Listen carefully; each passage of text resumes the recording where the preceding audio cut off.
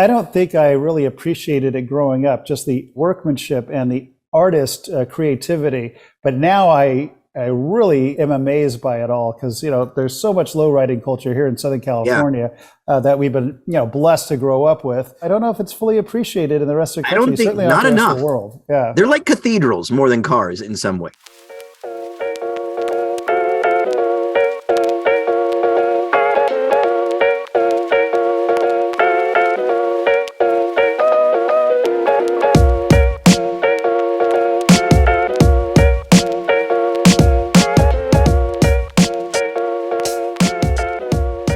All right, welcome everyone to the Autopian podcast. This is what, number 20? We're in the 20s. We're at around 23. Oh, 23, good. Dr. Pepper, 23 flavors. That's where we're at. Wait, 23 flavors, Dr. Is that from like 1942? What the hell is that? Everybody knows that, right? It doesn't matter. Moving on. Wait, there's 23 flavors in a Dr. Pepper? How do you not? What? How do you not know that? I didn't know that. I know some archaic Dr. Pepper ad stuff. They used to say like 7 and 4 and 11. They had weird times you were supposed to drink it, but this is new. Look. And what is that flavor that makes Dr. Prune. Pepper? What is it? I heard it was prune. Prune juice. That is it. Yes, What? I did hear that. Dr. There's no way Pepper's that's right. flavor is prune juice. I swear to God, I just found this out. You confirmed it. Because my family loves Dr. Pepper. They're very regular. And they are very regular. Now they are, since they started really doing the pepper. But yeah, prune juice. How crazy. That could be true, right? Because that's what I had heard somewhere. So, okay. Mountain Dew, which I one almost another. said, my favorite is orange juice. That's its secret ingredient. If you mix, you ever go to the soda fountain and just go from one to the other and just Okay, mix wait. them all? Before you go on, what did you call that, David? What I call what? When you went to the soda fountain and you filled up with each spigot and and you've mixed them together, we had a very specific name for that growing up. I'm wondering if you had the same name. I know think of if it's booze, what it's called. I don't know if it's the same if it's non-alcoholic. We only used it for the soda fountain mixing up thing. Oh, okay. Do you remember, Bo? Because since we're contemporaries, maybe you called it something similar. Yeah, probably, but I don't remember. We called it a suicide. Oh, suicide. That's right. Yeah. Right? Suicide. Yeah. Did you not call it that, David? No, but you know what it tasted like? It tasted like Dr. Pepper. It You know always ended up like Dr. Pepper. Otto will do that every single time there's a soda machine. It's not dead. Kids still love it. He usually calls it a mixed up drink instead. I'm trying to get him call it a suicide. It's way suicide's cool. I was thinking jungle juice if it's booze. By the way, our producer is telling us that prune juice is not in the ingredients of Dr. Pepper, but I think that's the secret ingredient. That's why it's not officially on the label. Exactly. Unless You're right, somebody Bo. could prove or disprove. This but feels our like they're producer's calling hiding it. BS on us, by the way, just so you know. How could we both have heard of that and it not be true? That's two people. So it turns out, I mentioned 23 flavors. Yes. Apparently, Dr. Pepper is a blend of 23 flavors that include, I'm not going to go through all of them, but cola, cherry, licorice, blackberry, just a bunch of stuff, which is why when you do this suicide thing, it always will taste like Dr. Pepper when you mix them all up. It's like 23 kinds of prunes are in Dr. Pepper is what you're saying. Actually, I like the prune story better, so we're going to stick with that. Anyway, Anyway, is it an urban myth? Please let us know. Please in the comments. if you know, please let us know. This is anyone that worked for Dr. Pepper. We need to speak with you. This is important information. Yeah, as far as automobile podcasts go, I know this is what you all really want to talk about. Okay, maybe we should talk about cars for a minute. And Okay. Hey, David, you look like you're in a familiar place. Don't I look like just better, right? I'm glowing. I'm just happier. Everything's just a little bit better. Where are you, sir? City of Angels. I'm in Los Angeles. It's a great place. It is a great place. I'm actually, We were all not just far from there. Magical. We were together for the Los Angeles International Motor Show or whatever it's called. And we had our Autopian display, which was beyond super cool. But I just want to point out, it was awesome. It was amazing. And you know what? The thing I didn't mention, we did a live podcast there, which was great. We had the wheelbarrow of shrimp, if you guys heard last week. But I think I forgot to mention, we met a reader who I just want to call out because I'm so delighted this person exists. She's a retired doctor who's not even necessarily into cars and somehow knows everything about what was going on, clearly reads the site every day, and it just made me so happy to see. No, she's very proud that she's not into cars and made that very clear, which I even loved more because it's about the stories and the writing and creating, interest in what we do, which I thought was fantastic. But she's been a fan of the two of you guys since way back, so it makes sense to me. I get it. It just makes me happy that I believe her name was Eileen. So Eileen, if you're listening, thanks for reading. We really appreciate it. We love you. You have to wonder. And so actually quite a few, multiple doctors actually came up to us during the auto show. Yeah, we did have multiple doctors. Yes, the doctors. One from we attract doctors. I think it was Columbia. I think it was Columbia also. Yeah. The Renault 4 owner. Oh, yes. Yeah. Anyway, I wonder as a doctor, like we're obviously Torch, you and I were professional dipshits, right? But as a doctor, I wonder if that registered, like the amplitude of our dipshittery is off the charts at that point. If you're a doctor, I don't know how that must be tough for them. Well, I mean, I think having a medical background probably helps them deal with it a little better. That's true. Yeah, they've seen some shit. And hey, our friend that is so into the JDM and all the Japanese vehicles, he's a doctor, makes you taller, for gosh sakes. That's like cutting edge science. Right, that's right. Oh, right. That's right. So we've got an impressive readership. Our readers are extremely well educated, can make you taller. It's fascinating. So all of you readers. That's Mark Brinker, by the way. We interviewed him before, so if you want to hear about great guy. leg extensions. If you want to get taller, call Dr. Brinker. Yeah, perfect. That still freaks me out, though. That just sounds so painful. Anyway, back to cars. That I love. Yeah, the auto show just ended yesterday. Did you get to meet some more readers while you guys were? I did. I think I have a picture somewhere. A reader's dropped by with a bunch of books. He brought me. You're gonna be mad that I don't know the name of this one. The Ultimate Ford History Book. Oh, cool. Anyway, I whatever it's called. And then an LA Times article about the Patent Motorwagen and just a bunch of stuff that he printed out. Some of it he printed out. The LA Times article was from 2006. He had that sitting around somewhere. Wow. And then he printed some other articles out and highlighted it. And he was like, "Oh, you might find this interesting." Name is David. Great guy. It was great. Our readers are just car geeks, and it's just awesome. It's fantastic. Yeah. Did you get a chance to wrench on your car at all? No. I have to say, I wanted a close look at the Nash made it clear to me that this was going to take about 3 weeks to do it. And I didn't want to have a half disassembled car on the auto show floor because it'd be difficult to transport. That was good thinking. For once, thinking ahead. I like that. I know, but I didn't want to be an inconvenience. He did a nice unboxing video of all the crap that was packed into that thing, which I thought was fun. Cool. Yeah, because there was a lot of stuff in that car. Like it was almost solid of just stuff, just Nash. So the gentleman who Nate who gave me that Nash, I Googled his name. I actually just went on a bunch of Nash Metropolitan forums and I found him on pretty much all of them and on pretty much every article written about Nash Metropolitans on Bring a Trailer listings. He's always in the comments telling people about Nash history, about like how to make them drive better. And this is over the span of decades. Like he's commented on Nash. Like I found one from 2005 and then one from 20. That's 17 years of him just basically praising this little car that he loves. And then my particular Nash is one that he, it was his baby. Like that was his Nash. Like the ultimate Nash Metropolitan fans personal car.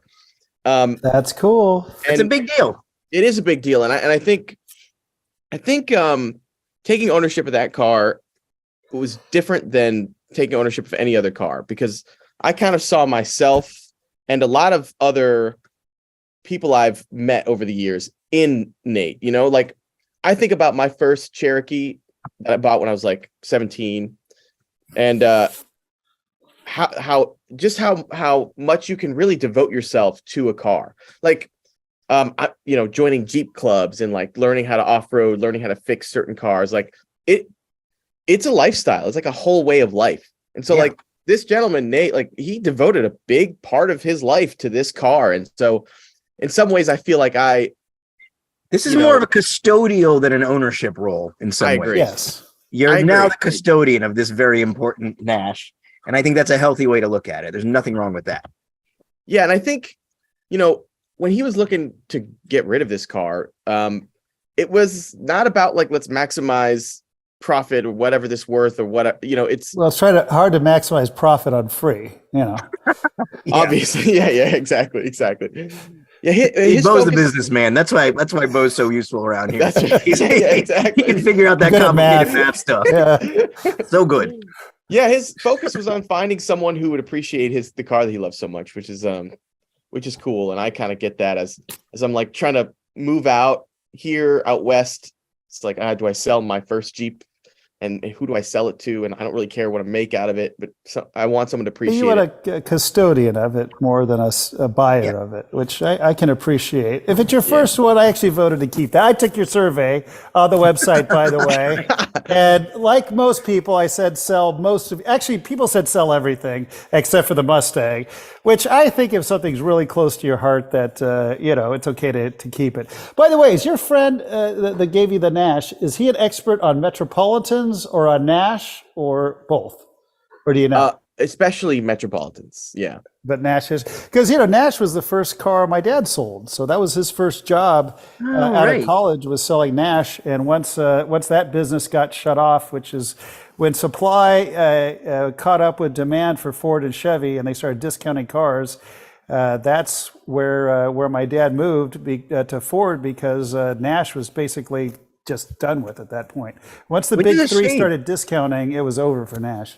They were pioneers, though. Like first unibodies in real mass production. Nash did. Like they were doing a lot of interesting stuff, and their engineering was solid for a long time, but they couldn't keep up. Do you have a Nash, or do you want a Nash? Are you offering? I do not have a Nash. Well, I think you'd want. You wouldn't want the Metropolitan. I think you'd want like an American, the big one. Yeah. If there was my dad worked at Nash Glendale, so if there was ever one that came out of Nash Glendale, maybe my dad that would be cool. Like a 1952 Nash that came from Nash Glendale. That would be when my dad worked there. And then I found out that on his own time, after he quit, he would buy it and he would help them on the weekends because he felt sorry for them and didn't take any pay. I'm like, Dad, and then Galpin found out. They're like, Bert, that's nice of you, but you can't do that. He's like, I'm not taking any pay for it. I'm just trying to help him out. I feel bad for him. So was your dad doing volunteer car sales? No, yeah, basically. Well, he'd go over there and kind of help them with their cars and, mentor them a little bit, just kind of oversee some things because they were so lost, I guess, when he left. That was my dad, though. He was always trying to help out. God bless him. I mean, it says good things about your dad, but that is hilarious. Pro bono car sale. That is something, I gotta say. Hey, Torch, you know who else showed up to our booth the other day was the gentleman. You actually drove one of his cars. He electrifies Beetles. Oh yeah. The Z-Electric fellow. What's his name? Yes. I feel terrible. Wait, what's his name? Mark. I'm trying to remember. But yes, extremely nice guy. And he was convincing me that the Nash should be the EV candidate. And we just talked about the whole custodial thing. That's, but he's very pro. If I'm going to do an EV swap, the Nash being the smaller one, he likes the idea. But, I mean, very smart guy. And, oh yeah, that guy knows his stuff. Awesome. And they make they've been doing really nice conversions on Beetles forever. And it's really good. That's great. From LA? We got to check this guy out. That sounds no, we've met him before. David's his name. David Berendo. Yeah, he's a great guy. Sorry, that was a tough one for me. David Bernardo.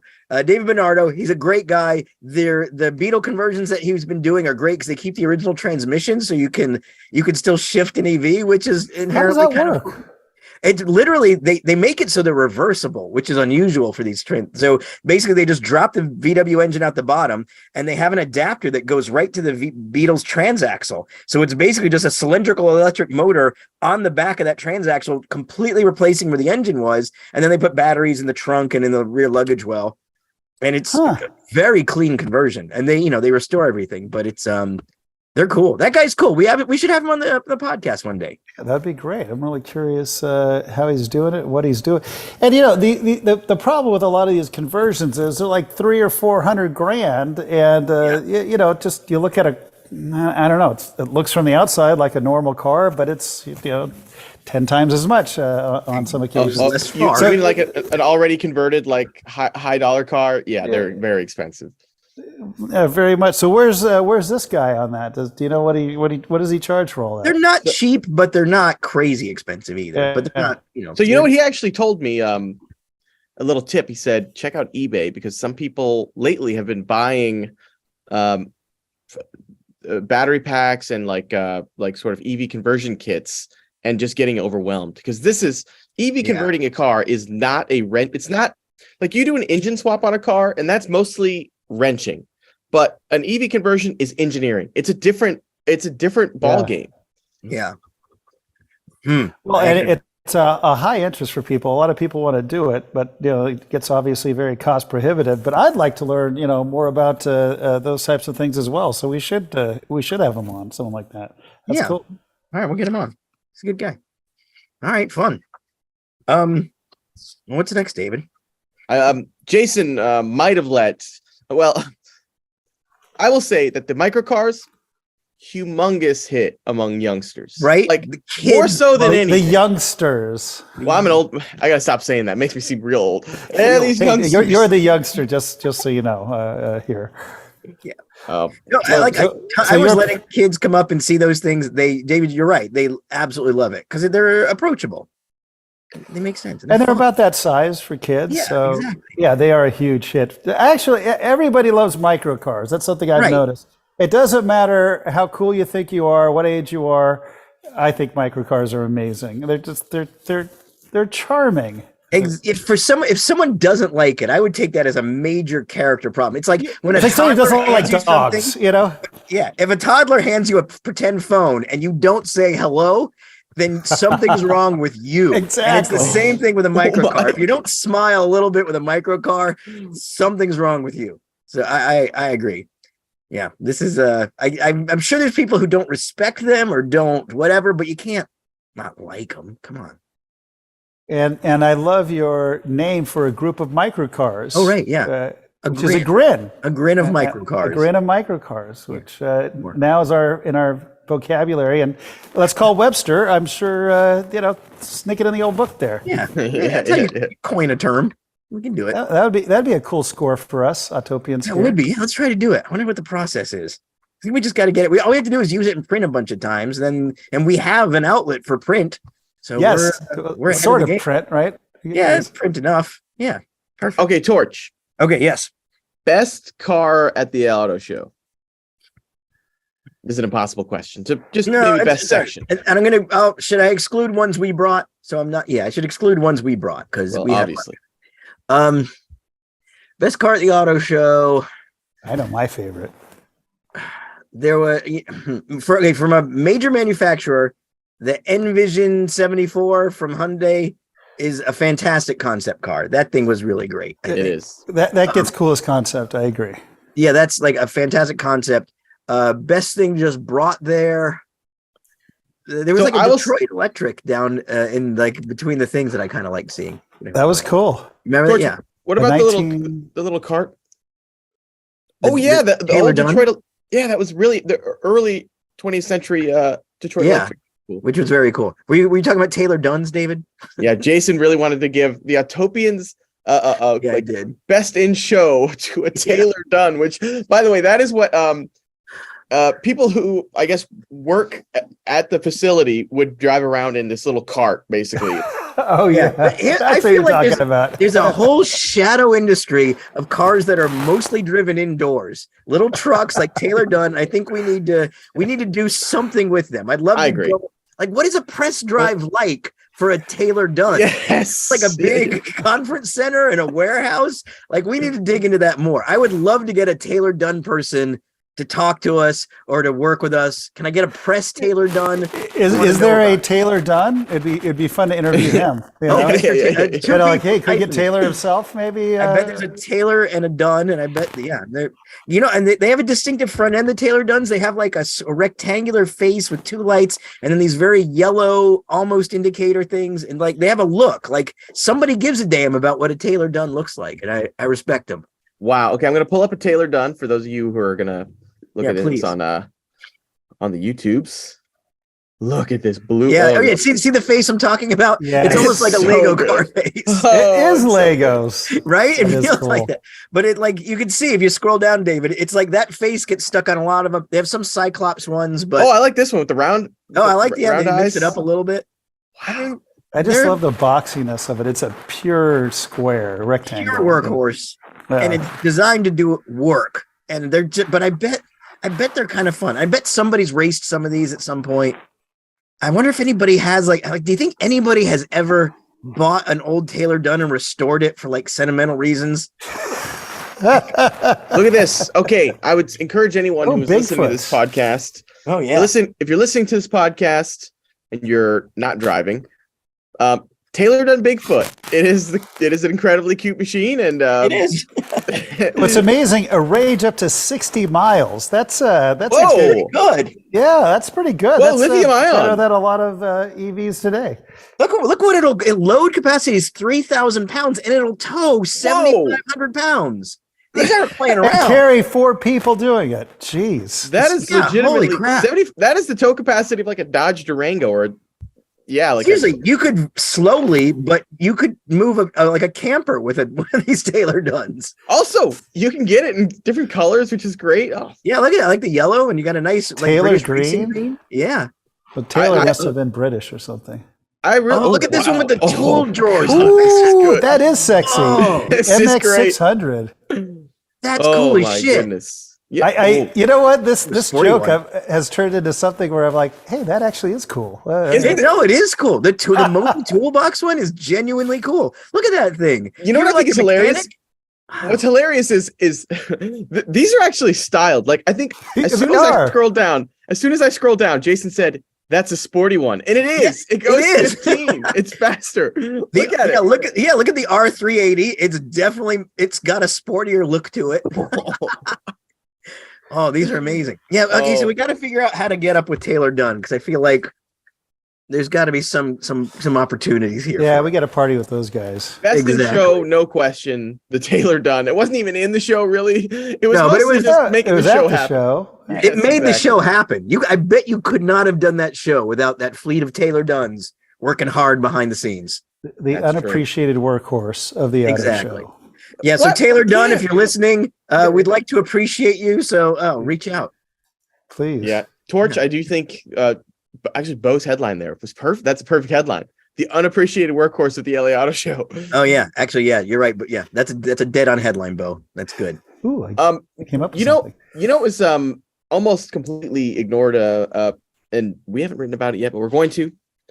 The lowriders in the basement. Oh yeah. So great. Amazing. That was an amazing. If you go to the LA Auto Show, that you got to go there. You got to look at these cars. Because it is. These are cars that no shortcut can be taken anywhere.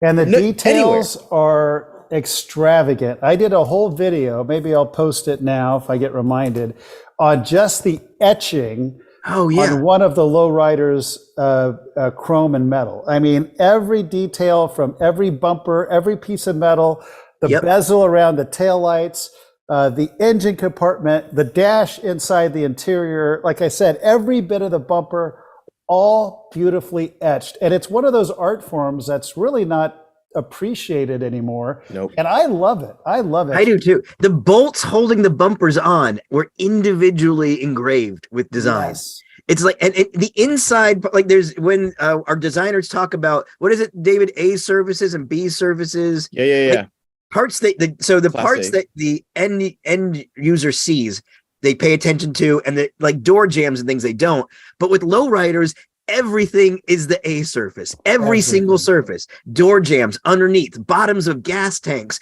suspension arms are all equally beautiful. There's nothing like it. I don't think there is a car built to the quality of like this kind of lowrider. I don't think it exists. And the amount of detail, because even on the glass, there's etching, like I talked about it, doing that really intricate designs, just beautifully complementary on everything else that's there.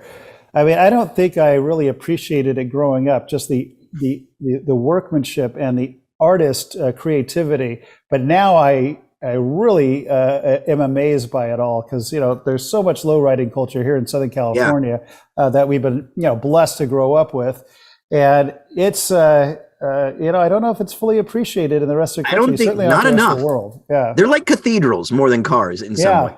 They feel like a cathedral, and I don't think they get nearly the respect they deserve for the level of work that these guys do. They're stunning. David and I recorded a little video. Bo, you said you have a whole video also? I do, and we've been fortunate to host some of the most important lowriders of all time. We had Gypsy Rose here at our car show a few years ago, and some of the other just absolutely famous that they're just jaw dropping when you look at them. I mean, it's one thing to look at a work of art and look at the details, but it's like the details never end. I mean, you can spend hours just going through the details in some of these cars. Just amazing. Yeah, it's amazing. Glad you brought that up, David, because that is one of the best things at the show, no question. Yeah. And it was kind of hidden at the show. They didn't talk about it. We used to be down in that hall. That's where Galpin started, was down in Kentia Hall. Oh yeah, the basement. Yeah, I like to go down there and I call it the basement and check out what's there now. And and the lowriders are way in the back. If you just peruse the front, you wouldn't have got it. But luckily, we kept going and saw just an amazing display. So great stuff. Yeah. And when we do our next car show, we got to have a good lowrider event as well. We did this is separate because the hop's different from the style, but having them there, it's always such a joy. So yeah, and it's something that this right here, LA is the best example of it in the world, if I understand that right. Yeah, I think this is where it kind of all started, and we used to go cruising down Van Nuys Boulevard. That was a thing for years, and I think the late '60s all the way through late '70s. I mean, I went cruising when I was a kid, and I'll never forget those days. And then they outlawed it, and now literally they just, like a couple of months ago, legalized cruising again, which of course nobody does, but I say, we try to bring back cruising on Van Nuys Boulevard. That would be amazing. There's something the Autopians could get behind, a good old-fashioned cruise. Good idea. So what exactly did they make illegal? I think driving too slow, because back then people started gathering, and then those damn kids, they're just making noise. They're out there drinking, and all that kind of BS. Meanwhile, that was actually keeping kids out of trouble for the most part. But that's how it all works. And then they chase them away, and then wish they didn't. Mm-hmm. No, I'm pro cruise. Yeah, Detroit does a lot of that. You guys do your cruise every year. That's cool. Oh yeah, Dream Cruise. Yeah, we gotta get you out there one of those years when it's not. Maybe we got to start doing make it an event, and maybe we could talk to our friends in all the communities out here, the car communities, low-rider communities. Maybe we could start with one cruising day on Van Nuys Boulevard. Pick a day that in history that would make sense, and try to have a meetup and start doing the cruise again. That'd be rad to get that started. Oh, let's go head to head with Woodward Dream Cruise. Let's make it bigger. Let's go 10,000 plus cars. Well, we got to start somewhere. Maybe 12 of us could do something. All right. But I love how if we start a cruise, we'd just be driving real slow, and everybody's honking and cursing at us. What the hell are you guys doing? Hey, we're cruising here. Leave us alone. Your Metropolitan would be ideal for that, David. Well, they couldn't. Well, they can't honk at a Metropolitan. It's physically impossible. Oh, a producer says cruising was deemed illegal in '86, so far later than I thought. But they shut it down before that. I know they did, because I was 16 in '86, not to give my age away, but there was no way they were still cruising going on. Cruising is legal again in California after decades. Well, see, I wasn't full of crap. Yeah. What a ridiculous thing to ban. You can't just cruise in your what do you? Oh, gosh. Yeah, what is the problem really, other than a couple of slow cars to go around? I don't get it. I don't get it either. Okay, we're gonna work to bring it back now that it's legal again. Yeah. Then at the end, We need that'd be a good T-shirt. We need a Bring Back Cruising T-shirt or something. We gotta. we should do that. We could also, Bo, that's a good segue because we should plug that we just dramatically expanded the amount of Autopian T-shirts available in our merch store. So if anybody we did. is cold right now or doesn't have enough clothes on, we can solve that problem for you. Torch. A bunch of our T-shirts. Yeah. Should I correct your grammar, Torch, or should we just let it go? Right now, go ahead. Why not? The people love it. Go ahead. What do you say? Amount of T-shirts. Oh, number of yes. T-shirts are like fine. Look, that one doesn't. Okay. Anyway, I appreciate good grammar as much as the next. Usage dictates grammar, but we'll fight about that later. All right. Okay. So yes. So we're just talking about lowrider culture and Southern California car culture. It is incredibly strong, which is why I'm excited that I'm here and will be here. For the long term. And speaking of Southern California car culture, we have a very special guest with us today. Oh yeah, Bruce Meyer, legend of the car world. Legend of the car world. Yep. Involved basically in many ways. He's considered like a foundational member of Southern California car culture. All these major institutions you can trace back to him. Well, let's get him in here. Then we can we can talk about. All right. This. Yes. Let's welcome him in. Let me fix this thing. Sorry. We're so excited to have you. Take your time. It's all good. As long as we can see your handsome face, sir. There he is. All right. Well, Bruce, I was just starting to introduce you. I couldn't even come close to listening all the incredible things that you've been a part of. I was just saying, there's no better friend to the car community than Bruce Meyer, especially when it comes to collector cars and classics. You've been more than instrumental in the Peterson Museum. In fact, I don't think the Peterson Museum would still be open right now if it weren't for Bruce Meyer.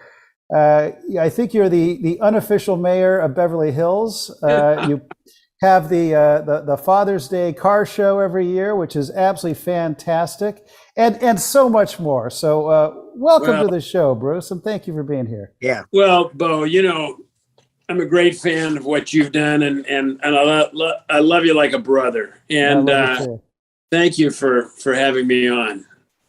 Well, it's our honor and pleasure. It kind of funny, but Bruce and I became friends carpooling together.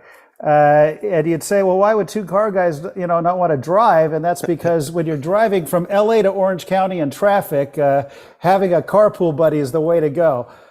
So I was honored that Bruce is my carpool buddy, and we just got to know each other wonderfully over those years. So thank you, my friend. What an experience being on the board of directors with Celine, right? Yeah, okay, that was an experience. We would go from one meeting and come back, and by that time it's like, wait a minute, do we just open a retail store? And what?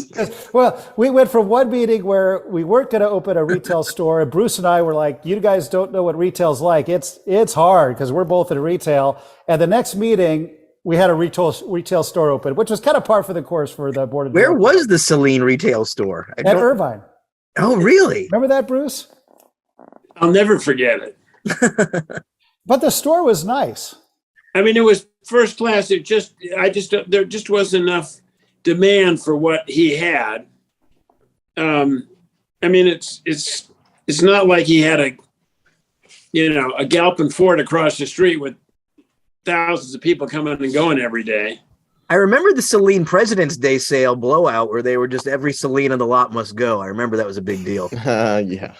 We never had that. Never had that. That might have been on more than one occasion, Well, Bruce, there's, we could talk about the cars and car shows and things like that, but there's something that I think is incredible that you accomplished that, if you don't mind sharing with us, and that is hitting the 200-mile-an-hour club at Bonneville. Yeah. Would you mind sharing that story with us and that experience a little bit and what it's like? Well, I mean, Bonneville is a very special place. It's kind of hallowed ground, and I grew up as a hot rodder. And when I was growing up, the dry lakes were kind of, Harper's and Muroc and El Mirage. They were still active and still are in that regard. But going to Bonneville was very special. So I remember flying over there with Bob Peterson in one of his planes and experiencing Bonneville. I said, I got to come back and try this. So a friend of mine, Jack Rogers, who's just a great guy, a real Bonneville veteran. I was licensed in his car. He had an 83 Camaro, and that was great fun. I think I went 224 in that. So that was a fun ride. But I always wanted to do Bonneville in an open car because I think that's like a roadster. Those are kind of like you go to the rodeo and you see the barrel racers and the roping and so forth, but you go there to see the bull riders. And in my opinion, driving a roadster over 200 is a ride you'll never forget. And driving on Bonneville, it's not like going down the highway because it's kind of like going on an icy road. So you've got to pay attention, keep it going straight. The back wheels want to pass you at all times. So if you're not going straight, it's going to happen. Oof. So anyways, it was a fun ride. So we built a roadster. Mike Cook built it. And I just had the ride of my life there. We went over 200, which was my objective. And anyways, and I think everybody should go to Bonneville. And if you have the opportunity to drive there, it's very special too. So Bruce, I've just got some questions, a couple of things, because I've driven on Bonneville a while back. And the thing I remember most, it's so hard to tell how fast you're going because there's so little visual references around. So how did it feel at 200? How did you know how fast you were going other than, I guess, speedometer? But well, you just go as fast as you can and you hope it's over 200. It's you don't get the sensation of speed like you're going down a narrow street. It's pretty vast. So you don't, the only way you know how fast you're going when you're licensed, you have to go, I think 125, 150, then 175. So they calculate it and you can't go over and you've got to reach a certain level to be licensed. And they don't care if you're, Parnelli Jones or Bruce Meyer, you got to go through the licensing process. But so you do it by your TAC, if you hit over, 5,000 or 6,000, your pit crew guy will tell you what you have to, the markers you have to meet. But it's not like going 200 on a highway, I'm sure. No. Wow. And what kind of car was it based on? Like what engine? Well, the 83 Camaro was basically an 83 Camaro, but with a lot of aero, full roll cage. You don't want to have a problem. You don't want to have a problem going over 100. No. And you certainly don't want to have a problem going 200. No. Things happen very fast. You go as fast as you can for 5 miles, and then you got a 3-mile slowdown. Yeah. And so you're pretty far away from a fire truck if you need one. That was I guess my biggest fear was fire. It's a challenge, and not a lot of guys join the 200-mile-an-hour club. And, by the way, you have to break a record to be in the 200-mile-an-hour club. It's not just going 200. Oh, wow. So anybody can go 200 in a way, but you have to break an existing record. What record did you break? I broke a record. It was a 196 or 197 record, and it existed for a lot of years. And I went 206 when I broke the record. Awesome. So it was, if I went 197, I would have broken the record. You just have to better it, not by a margin, but just have to better it, So it's great fun. And I'm proud to wear my 200-mile-an-hour club outfit. So, I was going to say, and I love this too. So tell us the big prize that you get for breaking this record at Bonneville. You get a bigger hat size. That's right. I thought you got a $3 hat that says 200 on it, right? So I was literally came back from lunch with Don Prudhomme. I'm just going to stop for a second and make sure that everybody knows who Don Prudhomme is. If you know of the NHRA or National Hot Rod Association, you might have heard his name, Don Prudhomme, legendary drag racer with many wins under his belt. He's been racing cars for decades. Even into his 80s, he was blasting through Mexico in the Nora Mexican 1000. Even this year, in his 80s, he was blasting through the Mexican desert in the Nora Mexican 1000 off-road race. And we were talking about Bonneville and Justin Bell, Derek Bell's son. There were the three of us. I love Justin. Oh, great guy. And Yeah, Justin asked Dunn, did you ever try Bonneville? And he said, no, there weren't enough, there are no grandstands. And so it's that kind of a place, there's nobody at the finish line. You're just racing against yourself in the clock. And it's not like glory or prize money. You just go because for the love of speed and setting your own markers. But, Don, who's been, 300, the guy's amazing. So, by the way, what did Raylene have to say when you're about to climb in and do 200? I dated Raylene on a motorcycle. I raced motorcycles for a lot of years. She knew what she was getting into. We went back, we were in Sturgis together. Yeah. Raylene, if I told her I was going to, take my Bonneville car to the moon, she'd say, well, just, we'll see you when you get back. God bless her. Yeah, no, she's 52 years of marriage, and she puts up with all my shenanigans and racing and so forth over the years. So she's a good one. She's a keeper, Absolutely. Absolutely sweetheart too. All good. Are you still racing? What was the last race you've done? I'm David, by the way. Pleasure to meet you. Hey, David. Nice to meet you. So it's so funny because Prudhomme and I are exactly the same age.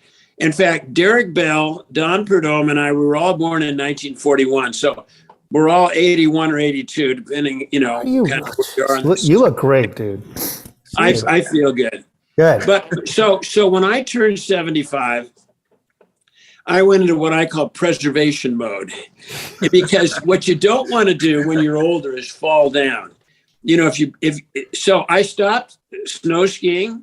I didn't want to get hit by a snowboarder. I stopped riding motorcycles, and I just built a new, kind of sport Harley.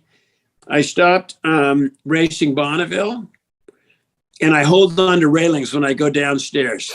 So, so it's so funny because, as Bo knows, I'm upstairs. And so we had these long flight of stairs downstairs going to lunch. And Don says, I'm holding the railing, Bruce, just for you, So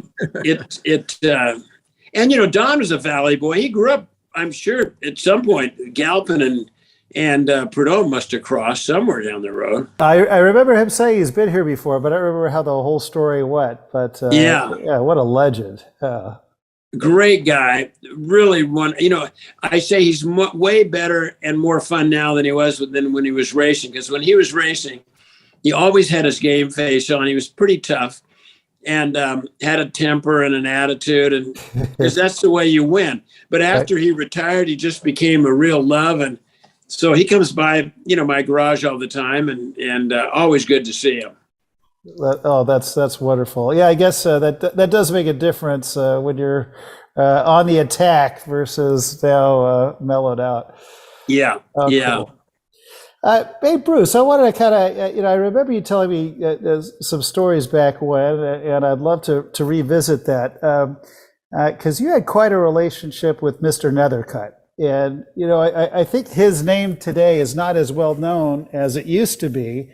And, he's got the Nethercutt Museum here in the San Fernando Valley, which is a complete kind of hidden gem.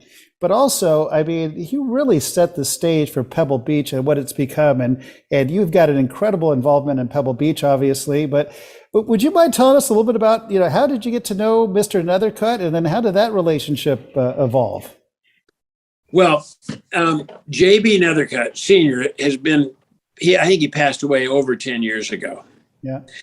And so we have a shop here in Beverly Hills, and he was a customer. And I always kind of heard the name Nethercutt in cars, thinking that, we had something in common. Mm-hmm. And so what he would do, he would buy stuff from the store, and then he would have somebody come pick it up. So whenever anybody would come to pick it up, I'd say, I'd love to see his garage. Now I'm thinking it's a car garage, at home or something. Right. So I kept asking for a number of years, and then finally, his Merle Norman's personal assistant, I forget his name, bought some stuff at my shop, and I said, I'd love to come out and see the cars. Oh no, come have lunch with JB. And I said, I'd love to. So I didn't know where I was going. It was out in Sylmar. This was in 1970. So it's been, 52 years ago. And he had just completed his museum. And I had shoulder length hair. I looked, All right. you would have liked it, Bo, because by the way, I know Jane told you to, cut your hair and shave your face because you look way better the way you are now. But Actually, anyway, Mom was always cool about the long hair. She was always good about that. She loved her beau. I know That's that. right. Yeah. And so anyways, I went out and I had lunch with JB Nethercutt. That was in 1970. We hit it off great. And for 30 years, every Friday, I'd go have lunch with JB Nethercutt, Phil Hill, a fellow named Tom Powell's, Tony Heinsberg, that designed the building, and JB. And so I was by far the youngest in the lunch group. So he said, Bruce, I want you to be on my board, and I want you to kind of, stay involved with the collection. And so we became very close friends. We went back to Hershey, Pennsylvania over the years, and he'd buy cars and I'd help him buy cars. And so I was kind of like his third son, so to speak. We were very, very close. So when he passed away, he endowed that collection, and his son, Jack, and his wife, Helen, are maintaining it now. And a little differently than JB did. I mean, I don't think they're so much into the early brass cars, but Helen kind of likes custom cars and hot rods. So, she dialed it up a little bit, and I think they bought some newer cars, but it's in Sylmar. It's called the Nethercutt Collection. Yeah. It is open to the public at least 5 days a week, free of charge. They have tours. They have the world's largest collection of orchestrions, which are mechanically operated musical instruments. Like big pipe Which is organ kind of mind things? blowing. Yes, but Yeah. an entire room, and I think Right. one of the biggest pipe organs I've ever seen, one of the biggest in the world, if I'm not mistaken. Yeah. It's called the Mighty Wurlitzer. It came from a church, or it's kind of like you'd find in it's magnificent. I should know how many pipes, but it's the biggest, I think maybe one of the largest in the world. And JB always liked to do the impossible. So back when he bought that organ back in the 70s, he computerized it. Oh, wow. And which everybody said, oh, it's impossible because you've got all these toggle switches and pedals and, train whistles and all these things there's so many variations. Wow. And so he hired a programmer, and he had a computer room. There was a room with reel to reel, and he invited all the famous organists in to play, and he recorded them. So it's the world's largest player organ, for lack of a better word. Wow. And he does concerts from time to time. He has one coming up in December, but it is worth seeing. And he's got, I don't know the names of a lot of these orchestrions, but they're, the size of a room, and they've got accordions and horns and drums and violins, and all mechanically, mechanically done. I mean, they're compressed air, and it is just awesome. And it's fascinating. I think for car guys, it fits right into what we enjoy. Somehow. Like that just beauty of engineering. But I've had the fortune of hearing that orchestra, and it is unbelievable, like literally unbelievable. Unless you hear it, you can't explain it. You just try to do it with all those instruments, and it'll literally blow your mind. And this museum in Sylmar, which Sylmar is not necessarily known throughout the world as but it it's the hidden gem of the valley. Yeah, I think it's one of the most underrated car museums around, really, because it is a beautiful museum and the collection's amazing. And in the car community, these are some of the most famous cars in the world. The Duesenberg 20 grand. I mean, and some of the, well, and Bruce, would you enlighten us a little bit on Pebble Beach? Pierce Arrow collection. Oh, Pierce, but Nethercutt really Arrow set the standard for Pebble Beach and created what car shows are today for all intents, right? Even to this day, he has won more best of shows than any other person ever in the history of Pebble Beach. Wow. He and Bill Hara, also out of Reno, Nevada, they were both vied for many of the same cars. Bill Hara had a collection of 13, 14, or 1,500 cars. Nethercutt's was probably more in the 500, 600, 700 range, but Nethercutt always liked custom bodied classic cars. So, his cars are really extraordinary. He has, I think without a doubt, the most important Duesenberg in the world, the 20 grand. It just won Best of Show in Las Vegas at the Wynn. It won Best of Show at Pebble Beach. It's the most famous Duesenberg in the world, but he's probably got maybe 2 or 3 or 4 maybe Duesenbergs, a Bugatti. He's got a marvelous collection of cars. Amazing. And yeah, just showstoppers. I mean, you go into that main hall where he's got the big boy cars, and it's worth seeing, and it's free of charge, and and check it out.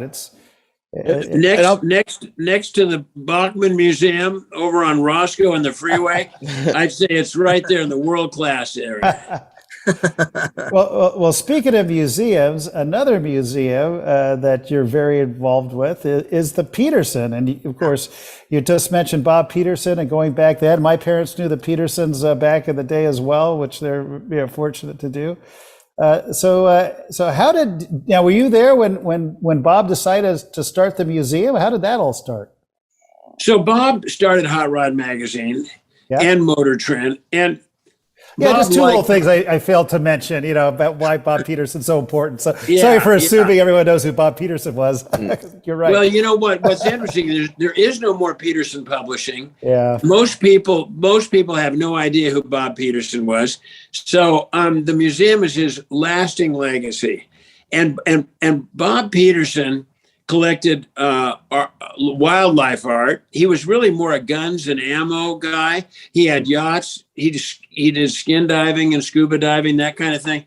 So what happened was I say he was an opportunistic buyer.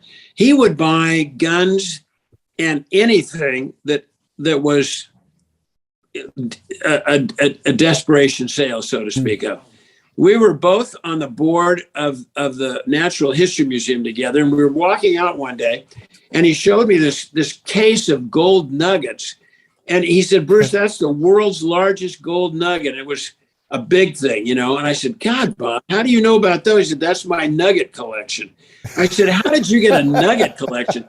He said, this guy had spent his whole life searching and buying gold nuggets, and he needed money, and I was right there. So that kind of segues into that building, because where the Peterson is, where it is now, it was built as a Japanese department store. It was Seibu.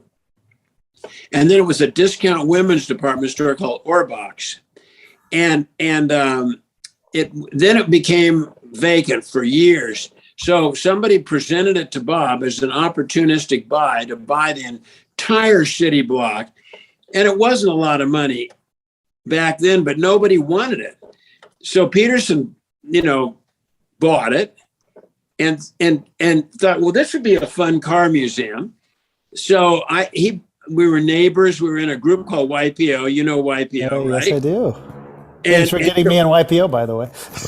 What's that? Oh, yeah. What is that? What's that stand for? Young Presidents Organization. So, yeah, it's a great group. It's been meaningful to both Bo and myself. But so Bob Peterson was a YPO member with me, and we'd go to the meetings together. We'd sit next to each other, and he bought this building. And he thought it would be a fun car museum, and he knew my love of cars. So I was in there pretty much from the ground up. And then he didn't want to put his money into it. I didn't have enough to do it. So we decided that it should be done in kind of partnership with the Natural History Museum of Los Angeles. Huh. So they were really the first kind of like operators of it. And that's how my mom got involved, because she was on the board of the Natural History Museum when the Peterson was starting. Right, exactly. Yeah. It had to be one of the most perfect mismatches in history. The Right. Natural History, because they don't have any. The cars had no interest in them. So I think the director of the Natural History Museum, in the first 10 years, I don't think he was there once a year. I don't think at all. So it was not a good match. And so they decided to get a divorce. And they were going to sell the museum because the property had appreciated substantially. And so I was kind of the ombudsman and convincing Bob he ought to buy it, and and trying to get the Natural History Museum to accept Bob's offer. And so we were able to do that. And then we became our own entity, which we are now. And then about 10 years ago, when we built it originally, the designers of the Natural History Museum were very involved. So a lot of what we did were dioramas, where where they'd have a dinosaur in the wilderness, they would have an old car stuck in the mud or something, or a gas station, stuff that couldn't be changed. So for the first 10 years, we had a couple rotating galleries, but it wasn't anything that like it is now, where we change every month with something huge. And so we redid it 10 years ago. We brought in a great gentleman by the name of Terry Cargis, our executive director, great guy. And then Michael Bodell is his deputy. And we have superb management. We just closed, I see the Aston Martin in the background because we just closed the Bond exhibit. That was so cool. Loved it. And now we have a Elon Musk Tesla exhibit. We went there. Jason and I went to the Tesla exhibit. That's right. And apparently it took months, and Tesla was involved in putting it together, and there were some Tesla engineers there who were telling us what they did, and it was cool. Yeah, our gate, I mean, we're getting thousands through there every day now. It's just huge. It's going to be a very big deal for us. Well, that remodel. It's only been a week. Yeah, that's going to be a huge event. But boy, I got to say, the Peterson exterior of it is a work of art in and of itself now. I remember when they changed it over and how controversial, but it's great. I think it's aged really well, honestly. You know what? It was very controversial. David Sidoric, who and I were co-vice chairman, and so he really kind of spearheaded the design. We went to Frank Gehry, we went to Chris Bangle, we went to different designers that were standout designers. So Chris Bangle of BMW at the time? Yes. Oh, and yeah. Well, the rear end of that building would have been very interesting looking, I think. Yeah. The exit there. Yeah. So we've settled on an architect by the name of Gene Cohn, and has a huge architectural firm called Cohn, Peterson and Fox. They have buildings around the world, but nothing in Los Angeles. So he offered to do it for us. He did all the design, with no commitment from us. And we looked at Frank Gehry. Frank Gehry said he'd be happy to do it. It was $1 million just to get Frank Gehry engaged. And then we figured by the time he came up with the design, we couldn't afford it, so we didn't want to go there. So we went with Cohn, Peterson and Fox. The design, when it was first out, several of the design critics and magazines, they didn't like it. We loved it because we wanted to have a facade that people would remember. Yes. And it is. And now we've won architectural awards. Everybody loves it. And like you say, it has, held up well. It's a unique look. Yeah. Unique to that building. Nothing like it in the world. I should confess something about the Peterson Museum, because I actually broke into the vault around 2002 or somewhere like that. I had an old Volvo P1800 at the time, had a little tiny key, and I was there on an early date with the girl woman who's now my wife.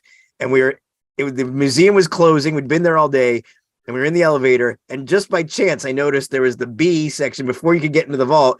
And instead of a button, it had a key. And I took the trunk key from my P1800, and I just on a whim tried it, and it turned. And we got to go to the vault when it was dark, and we walked all around there. And there was a security guard at the other side, and we just kept him at the other side. And we saw so many amazing things. I remember Raymond Loewy's, the Loremo car that he had there. Yep. So much good stuff. And, that date was a big deal for us because that was like one of our first ones. So I owe the Peterson, I guess, both an apology and a thank you, because we definitely broke in, but we didn't take it.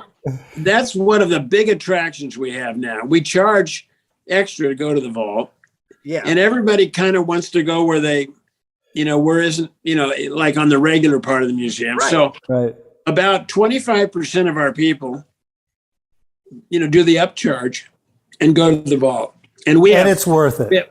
It is. And Magnus Walker just opened an exhibit down there, and it is worth it. It's 300 amazing cars. It's the best car show in LA. Really, we had Magnus on our podcast, just to brag a little bit, a couple of weeks ago. So we love Magnus. I love his Porsches, and I got to get down there to see that as well. Bruce, well, I know how important that brand is to you, Bo. But Porsche is kind of getting it in a way that the PCA has a category called unstock, which is basically Porsches that have been altered or customized. And for so many years, a Porsche was something you couldn't change. It was sacrilegious. And now it's really hip to have, you got Singer and Gunther Works and Roof and all these people, taking Porsches to the next level. And Porsche encourages it and embraces it. So now they've got an unstock category. That's so cool. Yeah, I like it. Works for me. I'm a hot rodder. I've got a couple, kind of hot rod Porsches that are, not stock. Yeah, well, it's funny. Just go ahead. I have a quick story then to David, because to that point when we were first taking on Porsche, I had our RWB in the back, and I thought for sure they were going to give me so much trouble for that. And I showed it, and they were like, "This is amazing. We love this." And I was like, "Oh my gosh, really?" I thought it was sacrilege. And you're right. To their credit, they couldn't have been more open to it, and just love the idea of doing your own thing with your Porsche. So it's fantastic. So anyway, sorry about that, David. Go ahead. No, it's all good, Bruce. I'd like to ask a couple more simple, sort of foundational questions for some of our listeners who maybe don't know you as well. Obviously you're a prolific car collector, prolific car person, especially in Southern California, the ultimate car guy, they say. You've been passionate about cars, it seems, for over half a century, which is a long time to have the same passion. I think a lot of people, tend to go through phases when they have an interest. And I wonder, are there phases to your car passion? Did it start as Is it every couple of years? Oh, I'm into this. And how has that progressed from the beginning? Well, that's an interesting question, because there was a gentleman by the name of Otis Chandler who was a good friend of mine, and he had, without a doubt, the finest Porsche collection in the world. Then he decided to sell them and go into muscle cars. So then he bought muscle cars, and then he from there went into motorcycles. So, that's weird to see that, right? When someone, it's almost their identity, and then they just flip to a different thing. That's kind of wild. Well, and that's a really good question. It's a question I've never been asked before, but basically I consider myself an enthusiast, not a collector, because if I were a collector, I would have maybe just Porsches or just early Porsches or whatever. My grouping of cars, I hate to say collection, is really I bought them one at a time over 50 years. Wow. And I have a Ferrari 275 GTB4. I bought it in 1970, and I have a Porsche RSR, the Brumos Peter Gray car that I bought this year. So each year I've kind of stretched and bought a car. It's kind of worked out that way, but it's really been 50 years of one car at a time. And I would say the only common thread my cars have are me. It was just whatever at the period, Awesome. so I have 10 32 Fords, more than anybody should have, but I'm making up for unhappy childhood. So That's important. I just love therapist. I just love 32 Fords. And so I love hot rods because that was kind of my beginnings. I have, Don Prudhomme's famous Greer Black Prudhomme dragster. And I've got, an old Duesenberg and an old Bentley and a Bugatti, but mostly I'd say most of my cars are competition cars because I think I like the story,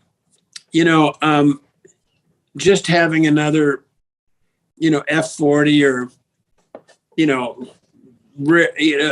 expensive car isn't where I am. I just like a car that's done something unusual or is one of a kind or something like that. So I've been pretty true to what I like, and it's been pretty all over the board. So the story behind a car, I agree that, in many ways that is what makes car culture in general interesting, is the stories and the people. I assume that was a big factor in the fact that you still love cars after 5 decades you're still interested in it.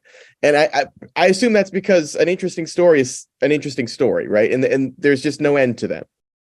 Yep. You're absolutely right. This last weekend, I was in Ventura Turkey Night, the Agajanian and the Midget races. I just love it all. I was at the drags, in a couple weeks ago. I just love, competition and cars. And I always have.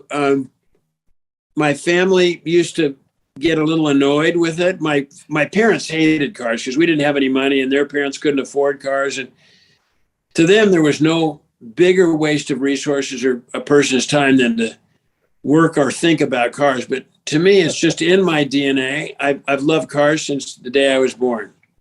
Wow. You ever meet a car person in a place you wouldn't have expected? Because every now and then I'll be traveling somewhere and you'll find car people it seems like they're everywhere, even if they don't own cars. Oh, yeah. It's an incredible thing. Do you know what? Absolutely. And that's a really good thought because my own family, I have 3 children and a bunch of grandkids. Early on, I might not have gone to a soccer game. I went to a car show or something. My family kind of gave me a little attitude, because I was so car centric, but now they love it because some of the best friends they have and I have are through the car hobby. Sure. And I remember I have a little 57 Porsche that I've had for over 30 years, and I shipped it to Chicago and I drove out old Route 66. And I'll never forget, I was in Winslow, Arizona. Okay. And we parked our cars at the local whatever motel. And I'm walking around town. I'm always looking in garages, and I could see down this alley. It looked like the light was on and they were working on a car. So I walked down the alley and these friends of mine are with me. Where are you going? I said, just come on, let's go. It looks like a fun garage. Well, this guy was building a rat rod for Michael Hammer, the Hammer guy. Oh, really? Yeah. Yeah. And by the way, Michael just passed away. I just saw that. I'm so sorry to see that. But I was just, I love meeting car people. It's the most, you have instantly, it eclipses politics. Yep. Yeah. Everything, you just don't go there. You just, if they love hot rods or cars or whatever. It just makes for a fun conversation and a lot of passion. Isn't that wild? If there's a dark garage, it doesn't matter how sketchy it is. As soon as if there's someone working on a hot rod, I would feel totally comfortable just going in and talking to them. It could be the sketchiest. If someone's working on a hot rod, we're gonna get along and it's fine. It's absolutely, and you would feel safe and comfortable because the guy would welcome you because car people love car people. That's right. Yeah. I think that's what this website's all about here. All we're doing is about the people that love cars and our commonality together. Yep. So yes, so Bruce, thank you for echoing the Autopian mantra here. Oh yeah, no, but that's a really good point because Bo, you belong to our checkered flag group, and some of our events are just in a room. And if you're in a room with car people, there's always plenty to talk about and plenty to celebrate. You don't have to have a Ferrari GTO or an old, something expensive. They're just car people, whether you're on an airplane or standing in line for a hot chicken sandwich. If there's a car person, we all get along. That's right. Absolutely true. No question. Yeah, it does transcend almost everything else. If there's an interesting car involved, it really doesn't matter who the hell the people are. It just works. And it transcends generations too. I mean, that was one kind of hopeful thing I got out of the car show, the LA Auto Show, was, Bo, I must admit, I may have let some kids sit in some microcars, which I think you should always let the kids sit in a car. At a car show, I think we all did. Always let the kids in a car. Okay, good. 100%, right, Bruce? Good. Absolutely. Kids always get in. They loved sitting. They loved those microcars. I mean, their faces would light up, and their parents would take pictures. It was just great. It was like the percentage of LA kids who have sat in a biscooter has now skyrocketed since this thing. Have you been to the Lane Museum in Nashville? Oh, absolutely. I would love the Lane Museum. Jeff is a good friend. They've let me drive all kinds of crazy cars there. It is one of my favorite auto museums in America. It's fantastic. Yeah. What a surprise that was. I through a group called the 1199. Bo knows that. I bid on a trip to Nashville. I'd never been, and so I was just going because I love country music, and so while we're there, somebody said, "Well, there's a car museum here," and I go, "Yeah, I mean, let's go. I mean, any car museum is better than a shopping mall." And so I walk in and there's Jeff Lane. Well, I'd known him, I think from Hershey or somewhere, and he fired up stuff and took us through personally. And it's such an entertaining place, and he's a good man. He's fantastic. And the idea that Nashville somehow has the largest collection of Tatras, Czechoslovakian Tatras of anywhere in America is just astounding. And they keep them up so well. He's let me drive things in there that are one of a kind, ridiculous thing. The propeller car, the Helicron, he's let me drive. He's let me take some of their amphibious cars out in the water. He gets it in the sense that these are things meant to be used and driven, and the work they do to keep all those things going, I love them. Nothing but respect for those guys. I'm with you 100%. He's just he's a real enthusiast. Yeah, it's a lot of fun, man. So, okay, I've got a weird question. What's the worst car you've ever bought? Something that was just a heap. Can you think of anything that was just disappointment from the get-go? Well, I know I learned a lesson. It's so funny because I go over Coldwater Canyon a lot in LA. And I remember there was a hot rod shop in Hollywood called Sparks and Bonnie, Tommy Sparks. And somebody came by there one day and said, there's a fellow who's a member of a rock and roll band. He's got some old car and he wants to sell it. And I don't know what it is. And so he said, he came to me, would I be interested? And I said, well, I'll go have a look. And I learned you never buy a car at night and you never buy a car in the rain. So I go back and here's this sparkling 1933 Pierce era close coupled sedan. I'm going, whoa, this thing is gorgeous. So I buy it right on the spot. I came back the next day. Oh my God. After the rain and dry, it was just a mess. So I took it to Tom. I mean, it it was just a lesson learned, just, That's sage advice. I feel like that's a good takeaway from the story. Don't buy a car at night. Don't buy it in the rain, or both. Yeah, because the rain will make everything look pretty. But as far as a car that I was unhappy with, I can't think of any. Oh, I will say that I read that one of your mantras is only cry once. So in other words, like buy the nicest version of a car that you like. Is that? Well, Bruce, I'll share because I'll let you say it because this is what you told me not too long ago. Yeah, and you know what? You bought the Hero Hada, probably is what I said. Yeah. But my feeling is I've made mistakes. I maybe tried to get things done when I didn't have a lot of money to do it right. I've just learned you just got to do. You got to buy the best. And cry only once, and that goes for the restoration shop. I mean, I bought cars from Galpin. If you buy, from a dealer that stands behind their product, you just pay up. Not that you're overpriced at all, but it's just buy the best, and you'll always be ahead and the best example. So that's kind of my mantra. that's fine. Well, and if you buy the best, you really should only cry once. But yeah, it can hurt that first time. And so Bo, I mean, you paid the world's highest price for a custom car, but you bought the Holy Grail.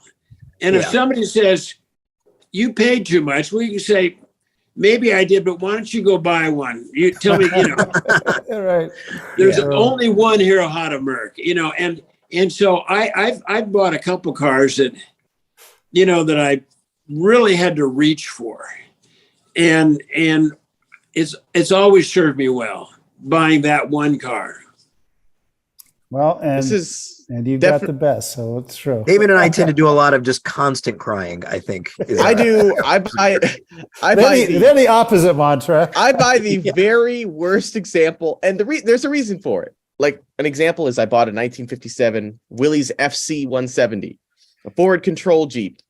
I always wanted one, but I didn't want to spend a lot of money on it. So I figured if I just buy the worst one, fix it up, I'll get 80% of the driving experience as if it were nice. I'm not sure that proved to be true, though. No, it literally had a fuel tank above the roof with a line running down to keep this thing going, which is... No, but you got the feeling of it was the same engine and the steering was the same. And it was like at 10, I mean, it's not...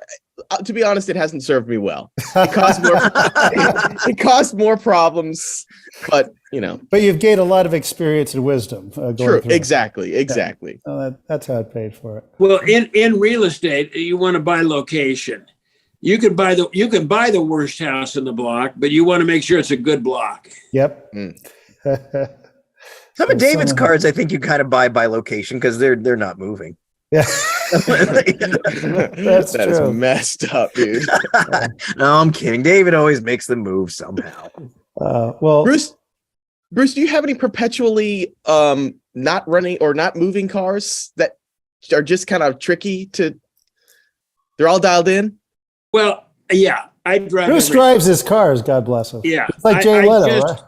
I do. I drive awesome. them all. I mean, a couple like the Dragster and the Belly Tank and the Pearson Brothers Coupe. Some of those cars are not for your everyday drive, but I mean, I went to a Outriders picnic, it's just 50 miles from here, and I took up Chop 32.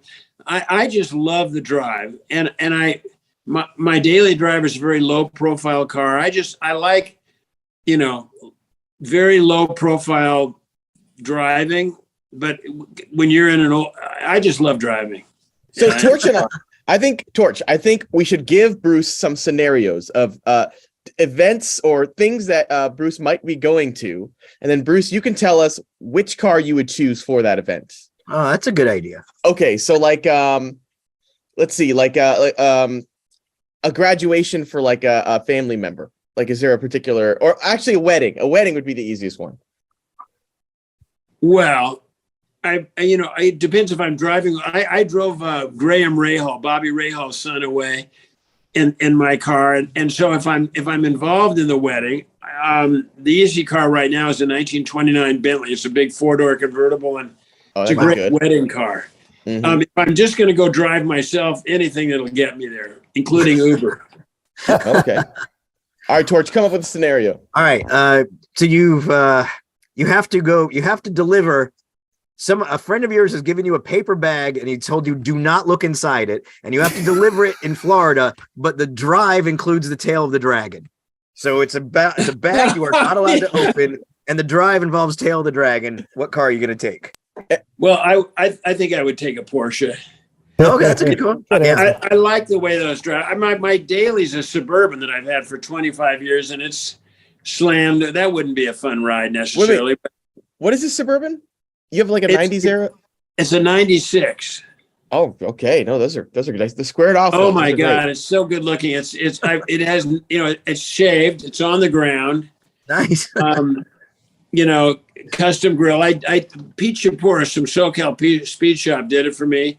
I bought it in 95, and it still looks as good today. Boyd, is the custom grill the kind where it's like really fine slats? Like really, yes. I like that look. I've seen those similar, and they're a good look. And then it has a bow tie in the middle.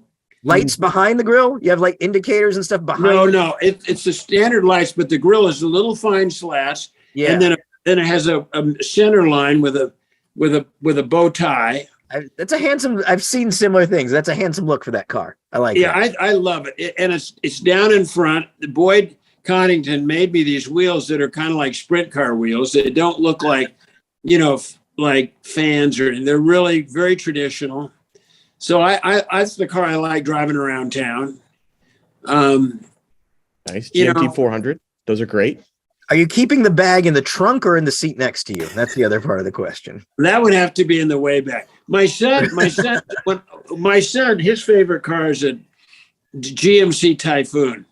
Oh yeah. And my Suburban's white and his is white, and the two of us, he just says, Dad, I'm getting to be more like you every day. He's very worried about that. All kids kids should be worried about that, though. I think that's just something my son, I think, is he's concerned as well. So it's a healthy concern for a son, I think. Yeah. Did Gail Banks work on the Cyclone? So Gail Banks may have. It was the Cyclone and the Typhoon. The Cyclone was the pickup, and then the Typhoon was the little mini Blazer. Right. I wouldn't be surprised if he didn't have a hand in that, because that was one of the early turbocharged cars, early 90s. I bet he did, actually. I bet you're right. I would think he would. Bruce, do you have any fuel efficient cars in your collection? Oh, excuse me, in your group of automobiles? Cluster. Well, what does a Tesla count? That does count. Yes. Sure, That does that count, counts. I don't tell a lot of people, but you're not going to tell anybody anyway. Nobody listens to this. You're totally safe. No one's gonna hear it. Us and our dozen listeners are now in. Yeah. So I just, I hate the fact that I love it so much. One of those things. Yep. It's a Model 3 with the performance upgrades, and I guess that's my contribution to green somewhere down there. There you go. Because everything else I have is pretty not very efficient. Yeah. It's hard. It's hard with older cars. I had to resort to a Nash Metropolitan to get any fuel economy out of an old car. And I'm making some sacrifices there. The old cars just got terrible mileage. Yeah. I mean, even the new cars, even like the big Mercedes, on the highway, you can get 20 miles to a gallon in those. In the old days, you'd be lucky to get 10. Yeah. Yeah, it just didn't matter back then. But keeping an old car on the road, there's a green angle to that too. You're not contributing to the process of making a new car and shipping it and all that. So you could say you're also green that way, keeping this thing going. That's not so bad. No, I agree. I'll go along with that. Yeah, there you go. Go back. So Bruce, as we're winding up here, I question for you. Thank you, by the way. This has just been a fascinating conversation. It's always fun to talk to you, and I think our readers and viewers will see now why you're, Mr. Car Guy, and everyone loves Bruce is what I always say. If you know to know Bruce is to love him. But where do you think the car hobby is going in the future? Do you kind of got some thoughts or ideas there? What's interesting is I was saying to Derek, should I be concerned? Because I first of all, I've never bought my cars. I thought they were great investments. Right. Some of them have turned out to be okay, but I've never bought for that reason. I bought because I wanted to drive it or the history and so forth. But Derek was saying, well, my son, who's 47, also likes cars and fast cars and race cars. Tom, that works with me, is pretty close to 60. And so I think for my lifetime, cars are going to be just fine. But, I look at the very young people that are coming around now, like the real young people. They may just like different stuff than what I have in my garage. Maybe electric cars will be what's happening, but I think long term, if you stick with a Ford or a Porsche, you're going to be okay. Well, I would agree with that too. And I just think that's convenient. Yeah, I think car culture is safer than we think it is, because I talked to some kids. My daughter's boyfriends are both car nuts and car crazy, so there still is a love out there, and they still love the cars that we love too. So I think there's hope for us all in this car culture. And Bruce, I just want to say thank you so much for joining us and being with us. Anything else you'd like to say before we part ways here today? And thanks for remembering your elders. And it's always a pleasure, Bo. Anything you're involved with, I'm in 100%. So it's a treat being with you three today, and hopefully our paths will meet on the road or at the Peterson or in my garage or wherever fun car things happen. Absolutely. Yeah. We'll definitely see you at the next car event. And it's a good car event if Bruce Meyer's there. Then it's cool. That's for sure. All right. Well, thank you so much, Bruce, and appreciate your time so much, my friend. And it's always fascinating to speak with you. So, thanks. I love you, Bo. Love you. Thanks too. so much for coming out. We really appreciate it. It was an honor. Okay. Hope to see you both all soon. All right. We'll see you soon, pal. Thank you. Bye. All right. That was Bruce super Meyer. cool. Wow, was. yeah. I hope I look remotely that good when I'm that age too. I can't believe it. Every time he gives his age, I can't believe it, because Good luck, Torch. he looks 20 or 30 years younger. He looks about my age, to be amazing. honest. 30 years. What a great guy. Yeah, that's fascinating. All right. What a show. Yeah. Big deal. To love cars for that duration and still love them and drive them every day. And Bruce is at everything. He is non-stop, and that's what I love about him. Just when you think, how can he do more? He's at everything. And by the way, we've got another very exciting guest on our next podcast. I mean, we just keep getting these great guests. We're scoring, I don't know, man. How are we doing this? But we're getting someone, Jason. You're going to be very. Do we have dirt on these about. folks? Who's coming? Do we want to say it now, or are we going to keep it a secret? Well, as long as he shows up, it's Mr. Curtis Brubaker. Oh, I'm excited. Oh, I'm so excited. There's a Brubaker box poster right over there. This is Which he gave us. He gave us. Yeah, this is going to be great. And actually, I was there when that Brubaker box poster showed up in a box, and I told you, Jason, you should keep the box because that is the Brubaker box. Yeah, that's true. I think it may have been a tube, David. But it's close enough. It came from I don't think a tube right? counts. I don't think a tube counts. Well, okay. All right. No, that's fair. All right. Anyway, no. Yeah, that was a great podcast. But next week is going to be also great. So please listen to the Autopian. So what do we ask them to Subscribe. do now? They subscribe. They hit a button. What do they do? They subscribe. They send us a self-addressed stamped envelope, and we send them a pass to hear the podcast. If I understand, is that correct, David? I think it is a pass. Yes. Yeah. No, it's a key. Actually, it's actually a punch key. card. There's a punch card and a key. Oh, Wednesday mornings is when we launch the new podcasts. So every Wednesday morning. Jason, don't seem so surprised. Like, we know when these things go. Oh, right. I knew that. I'm over there in front of my local podcast shop Wednesday morning when they open up the big gate, ready to get my fresh podcast. That's right. Good save, Torch. Good save. Thank you. All right. Thanks again, everyone. There you go. fun.